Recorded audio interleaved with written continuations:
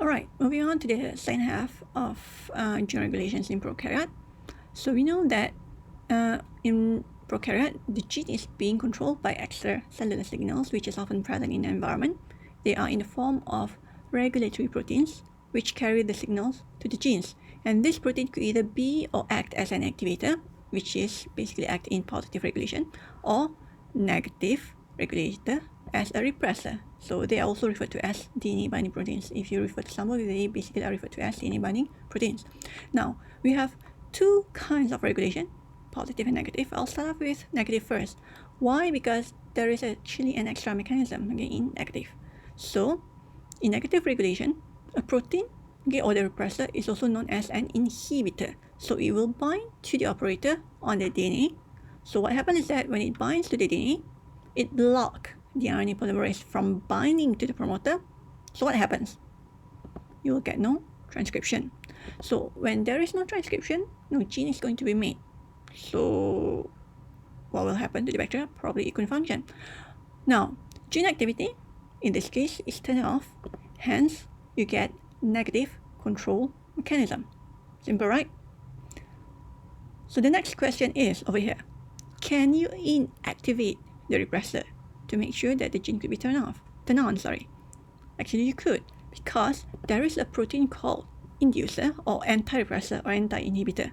So the function is to activate the gene. Hence, you could actually switch on the negative regulation of a gene. So as compared to the positive regulators or positive regulation, so we also have another kind of activator or another kind of protein to aid in RNA polymerase to bind to the promoter. So when it binds to the promoter, it activates the transcription or initiate the transcription. So the gene could be made, or genes. So gene activity is turned on, and you will get positive control mechanism. So genes under positive control mechanisms are expressed only when activator or stimulator or active regulator is present, and without which they wouldn't be turned on. Now, why didn't I have a question over here? Could you turn it off? Think about it. Now, moving on to the operon. So we know that operon function in gene expression to regulate the expression. So it will produce regulatory genes from the polycistronic mRNA transcribed. And there are many types of operon, as I've said last week and I've said early on in the first video as well. So the three most common operon that we will see and we will discuss next week is actually on lac operon, lactose, trip operon, tryptophan, and arabinose or operon. Now, in operon, they are the most common to prokaryote, as I've said earlier on, and genes in an operon are basically transcribed as a group, rarely one gene at a time, usually in a set of two or more than two genes at a time, but they only have single promoter.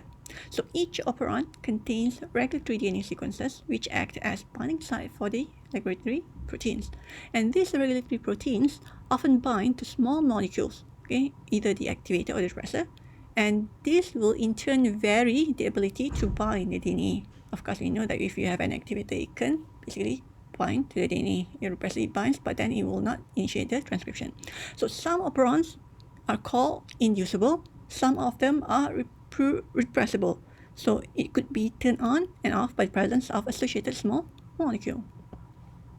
Now, in general, the operon will contain genes that function the same process. And additionally, operons will allow the cell to efficiently express sets of genes whose products are needed at the same time. And also it depends on the level of the much needed compound. So let's have a look at the overall diagram over here. We have a bacteria over here. So inside the chromosome, we have DNA. So this is the blow up of the DNA. We have an operon. So we have three genes that should be transcribed later on to make sure that, well, it helps the bacteria to survive and whatnot. So we have a promoter over here, and this is the site where the RNA polymerase will bind to start off the transcription. So if transcription occurs, all three genes will be transcribed. You get mRNA, and probably upon translation, it will be translated into either three different proteins or isomers of protein. Now, taking a look at the anatomy of an operon. So what do we have over here? So we know that, we have a stretch of genes, or stretch of DNA. We have gene 1, gene 2, gene 3 over here. And we know that, if transcription occurs, you will get mRNA. So at the promoter site, okay, we have RNA polymerase here binding. So when the RNA polymerase could bind to the promoter, transcription could occur. You could get your mRNA. And most operons basically have regulatory DNA sequences in addition to the promoter, a sequence that is being recognized, okay, to start off the transcription. So they are binding sites, okay, and basically they help, okay, to turn the expression of the operon up or down, not on or off. Now, I have two diagrams over here. I'll show you the first one, okay, the top, and there is a bottom one, okay, if it's in your notes.